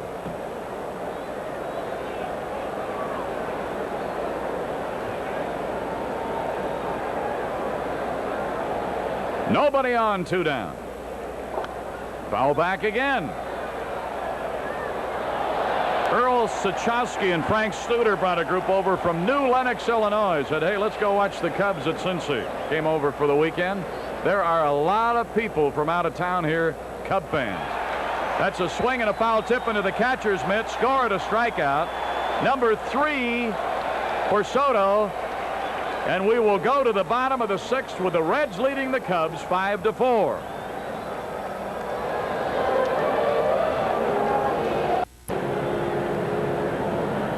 Into the bottom of the 6th, where Gulden, Concepcion, and Oster will face Dick Ruthven. There you take a look at Mario Soto. This is only the 2nd time all year he's thrown on the 4th day. He's actually pitching out of turn. The last time he threw a complete game and threw so well that they really had no problem with bringing him back early. Jim Fry had the same opportunity with Rick Sutcliffe tonight, but he decided because Ruthven has been throwing the ball so well that he would pitch him in rotation. Ruthven tonight, Sutcliffe tomorrow. And Sanderson on Sunday. Gulden drove in a run with a base hit in the 1st inning. Later scored their 3rd run. 1 ball, no strikes. Home runs tonight. Durham of the Cubs, Thompson of the Pirates, Cedeno of the Reds, Cabell of Houston, and Parker of the Reds.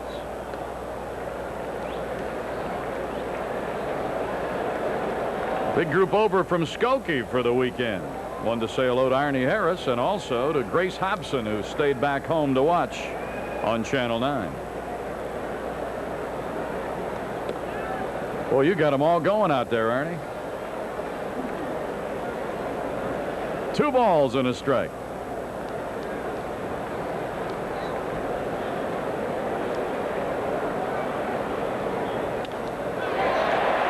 That'll be a fair ball. Moreland over, kept it from going into the corner. He'll whirl and throw. Moreland did a good job on that ball.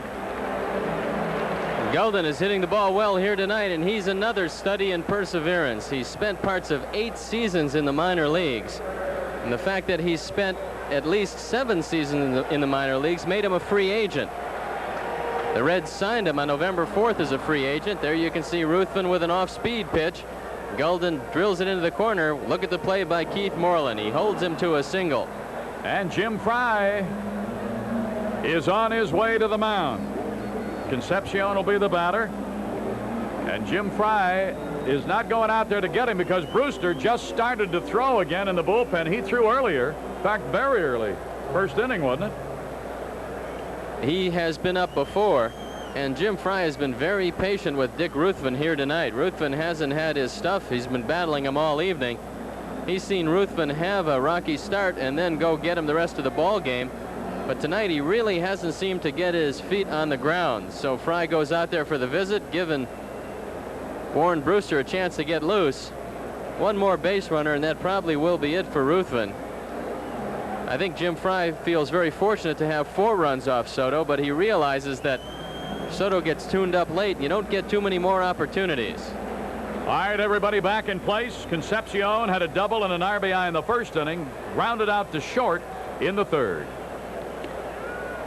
Good sharp breaking pitch that time, got it in for the strike. You don't expect Golden to run on a straight steal, but Dave Concepcion is a great handler of the bat. He can take the ball through the right side very easily. This might be an opportunity for Pete Rose to put on his first hit and run as a manager. No balls, 1 strike. Got enough of the corner to put him in a hole. 0-2. Well, that takes the hit and run possibilities away from Rose. Now Concepcion will just try to make contact. No balls, 2 strikes. Working on the runner, doesn't get him. 56 years a Cub fan from Lincolnwood, Illinois. Sarah Davis here with Scott Sladek and Felicia Summer, making a weekend out of it to see the Cubs on the road. Down low a ball. So it is 1-2 to Concepcion. The Reds have now out hit the Cubs 9-5 as Tommy Helms, who was Pete Rose's roommate for 10 years in the minor leagues and in the big leagues, and Joe Sparks used to be with the White Sox as their third base coach. Ask Helms if they would activate him now that Rose is here. He said, no, I can't play. Pete still can, so I think I'll just stay right where I am on the baseline. Runner going. The throw down's going to be in time. Jody nails another one. A great throw by Jody Davis. He's 2 for 3 tonight. All 3 were great throws. That was a surprise with Golden running. You can see him. He doesn't get a great jump, and the pitch is out of the hitting zone for Concepcion. The throw is down there in plenty of time, and Verizor makes the tag. Oh, he went right after him too because Golden was trying to get in the back door. Tommy stayed right with him. So the caught stealing, and he'll be back talking to his skipper. A lot of people asked me over the last 2 days as doing interviews with talk shows and papers and so forth. A lot of our stations on the network on the radio side called. Why do you think Rose suddenly decided? There's a tapper toward third. Say's throw. Did not get him. Error on Ron Say. The throw pulled Durham off the bag. Bob Davidson, watching closely, noted that Leon's foot came off. Watch it again. Say, realizing that he has to get the throw over in a hurry, throws it off the mark. You don't see Ron making too many bad throws, but this is one of them. So it's an E5 second Cub error. And from what I can find out in Rose's comments and being at the press conference yesterday, I think when he started being a part-time player last September at Philly and realized at Montreal that that was going to be his role, that he started thinking, well, maybe managing can be it. Because I know in a long interview with Vince Lloyd a couple years ago, a long RYNE interview, Arnie, you'll remember it, he told Vinny in that one emphatically, I'm never going to manage. Maybe general manage and be an owner, but not a field manager. I think Bob Howsam had something to do with that 10-day deal that Stoney referred to earlier, because the original thing that Howsam proposed was that he manage only, not continue playing. Well, taking that opportunity to break Ty Cobb's record away from Pete Rose is tantamount to blasphemy in the Rose household. That's right. So he would have gone to the American League as a DH, I think, before he'd have given up his playing role. And so now he gets an opportunity to do both. And he said he's not going to play every day. He realizes that he can't play every day. He says, I can do the same things I could do 10 years ago. I just can't do them as often. That's right. I know Arnie Harris has said that many times. What could he do 10 years ago? He used to be a dribbler with the Globetrotters, don't you remember? Now he caddies for a shortstop pitcher. 1 ball, 1 strike. Driven way down the right side, but it is foul. Thank goodness. Boy, Oster jacked up on one. He's only hit 1 home run this year, but that shows you what kind of stuff Dick Ruthven has tonight. Oster drove that ball way back in the seats in right field, just foul. I came out of a ball game against Milwaukee once when I gave up a long foul ball to Gorman Thomas. Earl Weaver, sitting in the dugout, looked out. He said, "That's it. He came out." I said, "But it wasn't fair." He said, "But the next one might be." Throw to first, but the runner was standing right on the base. 1 ball, 2 strikes. Off-speed breaking ball, foul down the right side. 1-2 to Oster with a walk and a strikeout tonight, and came in with a 15-game hitting streak. Foley, the shortstop, due up next. I think Jim Fry would like to get Dick Ruthven through this inning. Take his chances with a pinch hitter. Ruthven due up 4th next inning. But I hope it doesn't cost him. Ruthven obviously struggling here, and you certainly don't want the Reds to get more than that 1 run. Runner at first with 1 out. High fly ball, left center. It'll be easy for Matthews. And it's 2 away. Concepcion returning to first. That'll bring up Foley, the shortstop, who was called out on strikes in the first inning, and in the 4th popped up to second. Russell Dance and Bill Sewells from Anderson, Indiana. You know, another thing that's happened with the resurgence of the Cubs this year, a lot of those borderline fans that kind of sway back and forth between the Cubs and Reds in the Hoosier State find themselves pulling for the Cubs more, and that's why a lot of them are over here to see this series.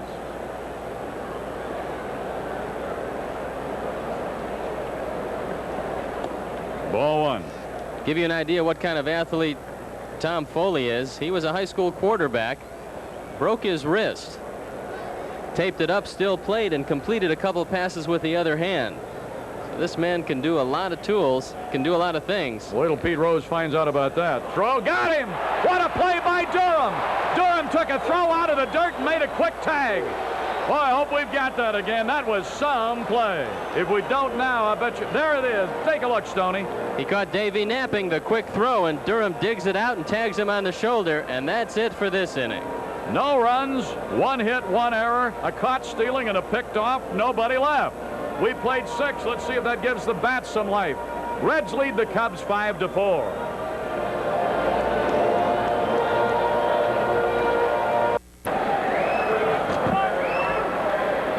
Harry Carey and Steve Stone, we're going to the top of the 7th, and the Cubs need some run. They've scored 4 runs on 5 hits, but the Reds have made 5 on 9 hits. And the Reds have hit 2 homers. Cedeno tied it up in the 3rd after Leon Durham's 3-run job had put the Cubs into the lead, and then Parker's homer with 2 out put them ahead in the 5th.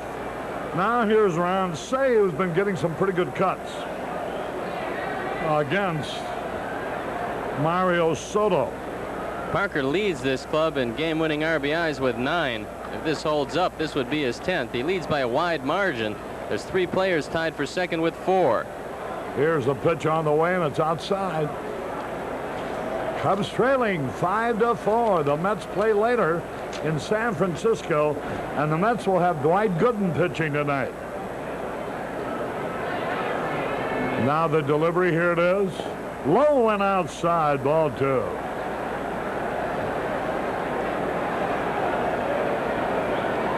Two balls, no strikes. Jody Davis on deck. The Reds are more likely to go with Soto late in the game because they don't have that really good stopper. The man who leads is John Franco with 4 saves. Look out, under his chin. Ted Power also has 4 saves, so one of the reasons why they're 51-70 is they really don't have that man to shut the door in the late innings. Brian and Jenny Swinehart from Michigan City, Indiana, spending their honeymoon here, watching the Cubs. 3 balls, no strikes. The pitch on the way. Here it is. There's a good fastball right in there. 3 balls and a strike. Boy, a base runner would help. A long one would help more. 5-4, Reds. The pitch. Ball 4, he walked him. Ronsay gets on. Jim Fry would like to go to his bench because he's got George Fraser warming up in the bullpen. So with a man on, unless someone hits into a double play, there will be a pinch hitter for Dick Ruthven. Perhaps even a pinch hitter for Tom Verizor. Verizor due up next. It all depends on what Jody does. And now Brad Golden is going out there to have a word with Soto as the bullpen does get up. It looks like Ted Power in the bullpen, although we can't really see from here. It is Ted Power.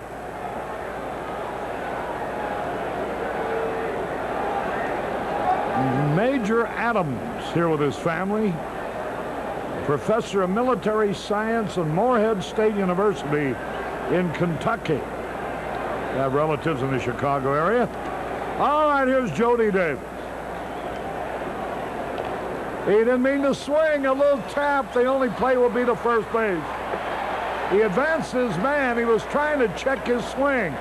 The ball bounced high off home plate, and Jody is an easy out. However, Say has advanced to second base. Jody has not had a good swing against Soto. Neither has Moreland. Say, on the other hand, has had some real good rips. Lined out to short, single to center, and then this time he walked. Verizor hasn't had the ball out of the infield tonight, and he's coming up there. Dave Parker playing him very deep in right field. I don't understand that because Verizor doesn't drive the ball that way. Now the pitch. Ground ball. That'll be easy to the third baseman, Concepcion. I'm real surprised that Tom Verizor hit, Harry. I really can't understand that. Here we are in the 7th inning, and he's got both Dave Owen and Larry Bow on the bench, yet he lets Verizor hit the ball after having no success against Soto. Well, we're going to have Jay Johnstone bat here now for Ruthven. You know, we're playing on the road. The 7th inning is getting late. This is line on Ruthven. The 6th inning. They have 5 runs, or 9 hits, 5 runs, all earned, 1 walk, 3 strikeouts. So Ruthven's out of this ball game after 6 innings, giving him 9 hits and 5 runs. Here's Jay Johnstone trying to tie it up. Strike called over the outside corner. Here's a couple from Indianapolis, the Trimpies, celebrating their 10th anniversary. 0-1 on Jay Johnstone.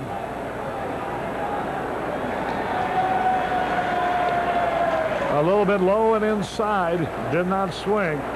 Johnstone, a fastball hitter, hitting .309 for the year.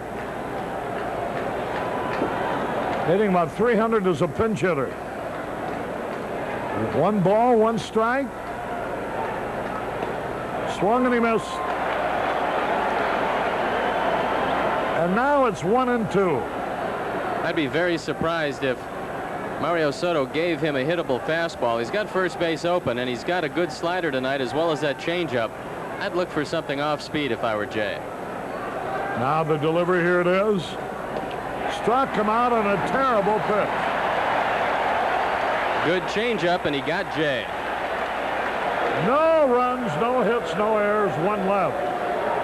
We go to the bottom of the 7th now, and it's still the Reds 5, Cubs 4.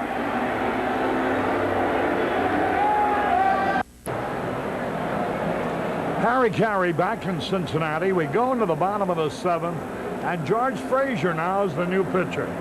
Fraser is 2-2, having lost both his games on this trip. .414 earned run average, making his 22nd appearance.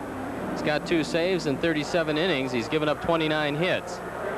Struck out 37, walked 17, and given up 3 home runs. He's got to hold the Reds here for a couple of innings and give the Cubs a chance in their 2 more shots.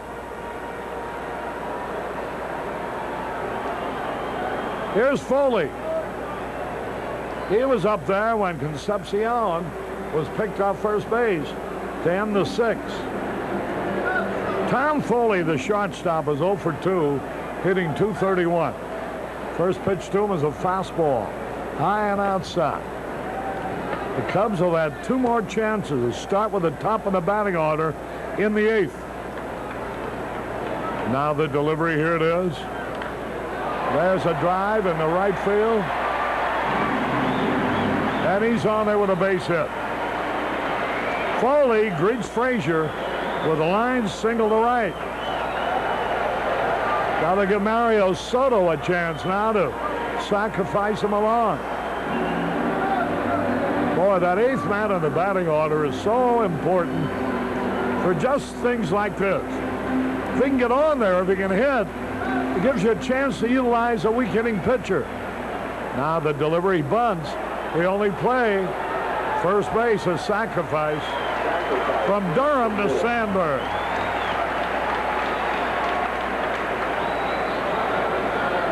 But when your 8th place hitter don't hit, and your 9th place hitter is the pitcher, that's 2 outs in 1 inning. And it's very unlikely you're going to score anything.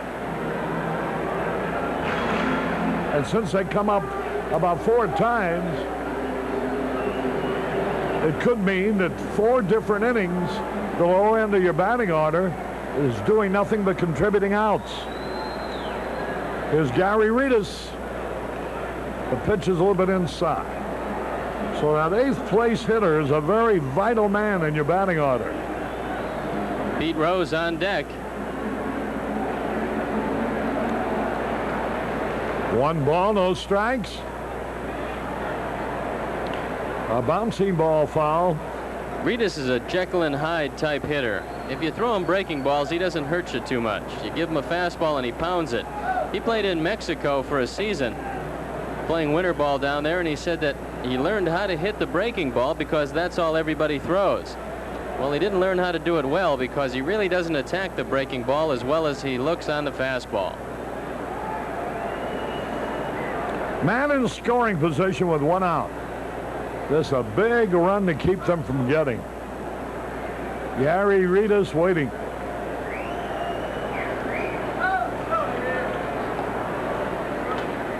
Fastball high and inside. 2 balls and a strike. Pete Rose next.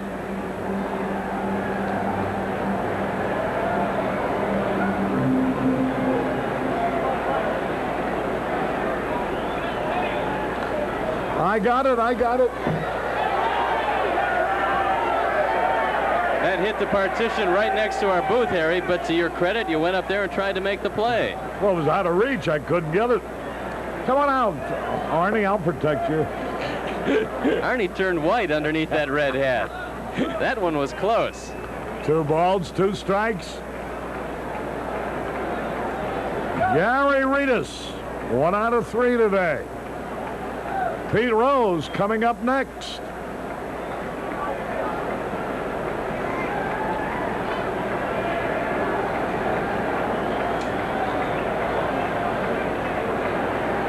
The pitch on the way. Ground ball to the shortstop. Verizon throws him out. And Foley held second. Here's Rose now. Listen to the crowd.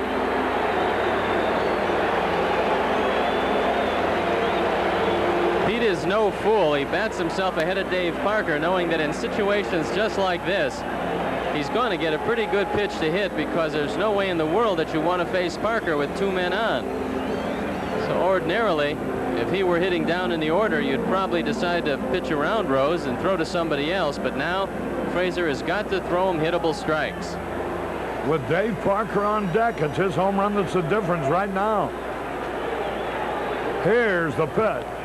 Strike call. A slider.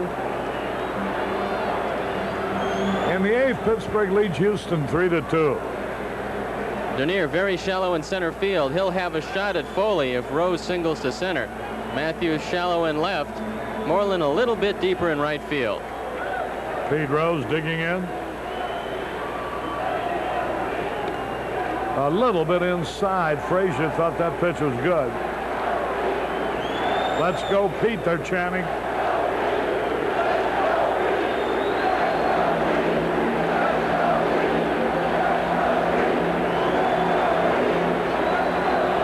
A ball and a strike. There's a base hit to left field. Here's Rose trying for second. Diving in headfirst. His second RBI.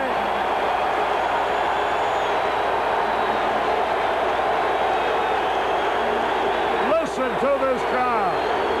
Standing ovation.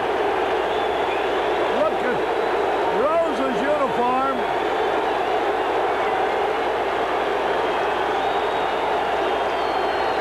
Well, the story here tonight is writing itself, and there's the story as you look at him going for 2 bases. He's got 2 RBIs tonight. Pete Rose, another headfirst slide into second, and the fans here in Cincinnati going crazy. They're going to walk Parker intentionally now to get to Cedeno. Pete Rose now only 127 hits away from Ty Cobb.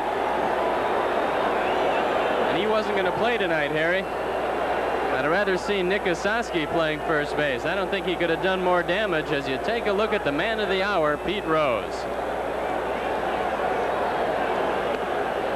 He's liable to get those 127 hits before this series is over.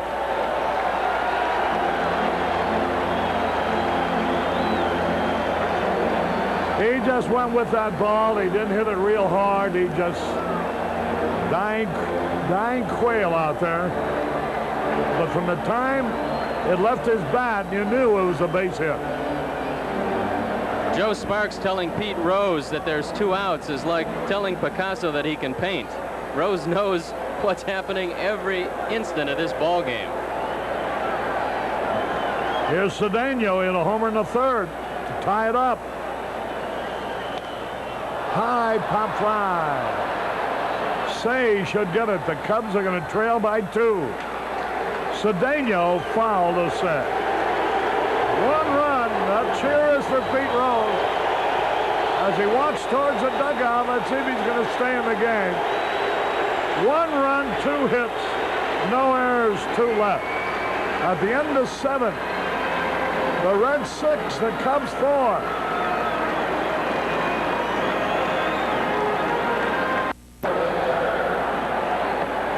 Harry Carey back in Cincinnati.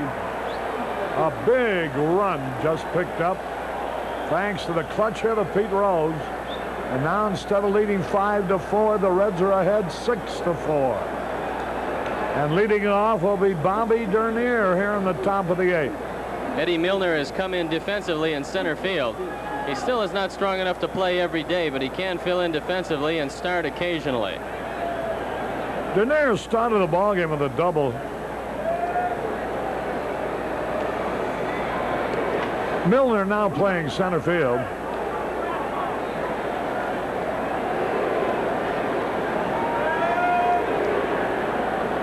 Bobby Dernier leading it off.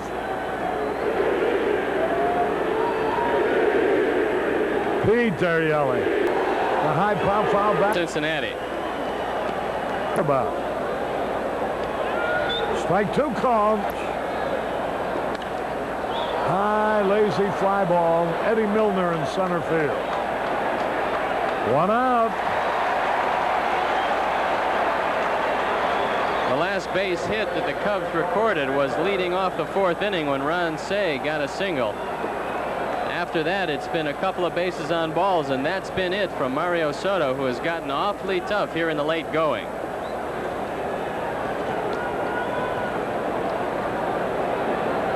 There's Ryne Sandberg.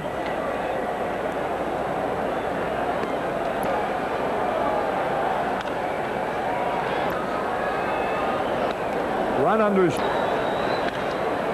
ground ball. Nice play by Oster. In time. 2 up, 2 down. Here's Gary Matthews. He's been on base 3 times in a row with a single that drove in a run and 2 walks. youngster has been playing a spectacular second base this second half. Here he backhands the ball, knowing he has to get it away in a hurry. He plants the foot quickly, fires to first. If you take 2 steps trying to get the ball off, Sandberg is in there. High pop foul out of play. Too much so far. Strike. Popped it up. Rose coming over. He's got to play to retire this side. 1-2. Strike on the out. Low went in. Ball 3. High fly ball. This game is over. And Pete Rose has scored a victory in his first night as a manager, a playing manager at that. And he provided, as a player, the margin by which the Reds won the game. He drove in their first run. He drove in their last run. Look at that scene on the middle of the diamond.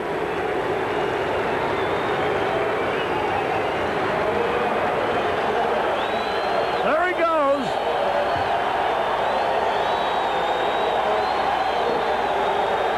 And we'll be back with the totals in just a moment.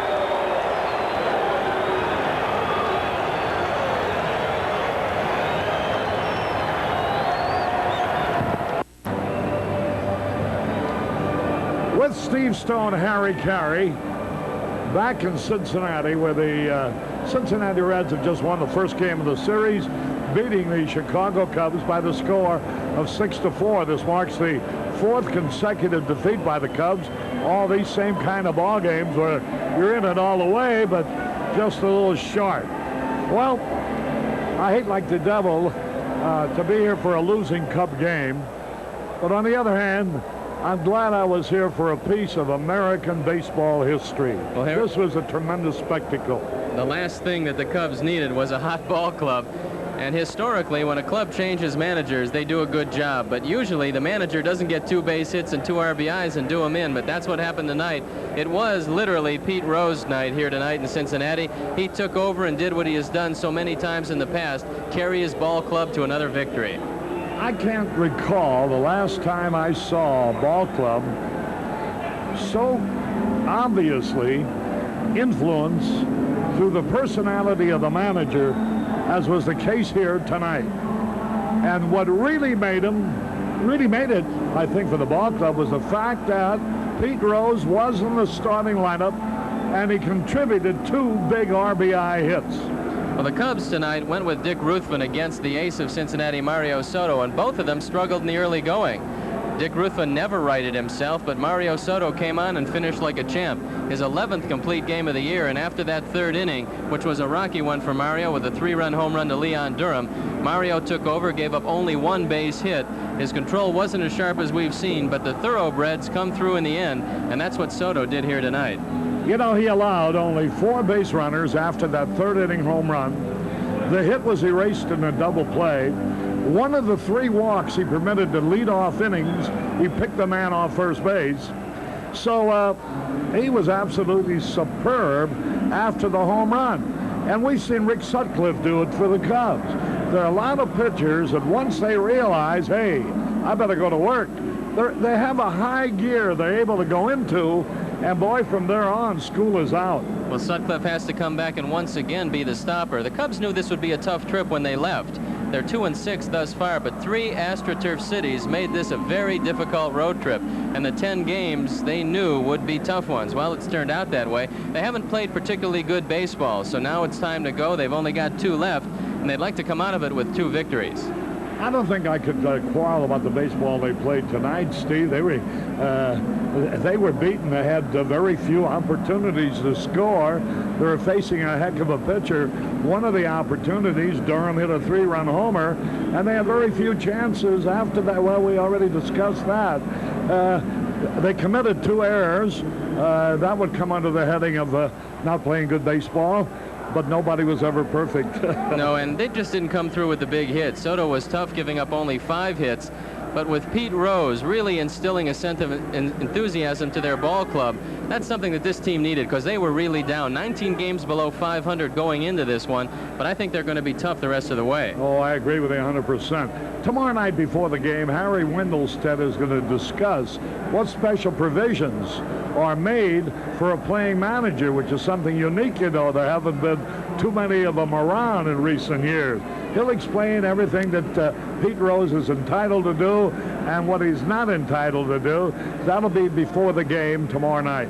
And before the game Sunday, Steve will be talking to Pete. By that time, he will have been a veteran and established own manager of 2 full games. Well, the last player manager in the major leagues was familiar to Chicago fans on both sides of the city. It was Don Kessinger. He didn't have much luck, but don't expect that from Pete Rose. He's going to have a lot of luck, especially if he keeps hitting the ball like he did tonight. Well, I think if I were going to talk about playing managers, at the time that Kessinger was a playing manager, his playing days are just about over. He wasn't much of a player. But guys like Frank Robinson and Lou Boudreau, who managed while they were in the heyday of their career as players, especially Boudreau, because without him as a player, he could not have been a winning manager, you know. No, and he had a very good winning percentage, managing a lot of years as a player. He took over when he was 24 years old. The noise you hear behind us is Pete Rose coming onto the field, because he's going to be the star of the game show, and who else but Pete Rose could be the star of this one? All right, we'll see you tomorrow night. Okay, Harry. Here quickly are the totals: 6 runs, 12 hits, no errors for the Cincinnati Reds. Mario Soto's the winner. He now has won 13 and lost 6. His complete game was his 11th, tying him with Andar, who's pitching tonight and may take the league lead with 12. For the Cubs, 4 runs, 5 hits, 2 errors. The loser was their starter, Dick Ruffin, who now has a record of 3 victories and 8 losses. With Steve Stone, I'm Harry Carey on a hot, humid, and muggy night in Cincinnati, where the Reds match the weather as they beat our Cubs 6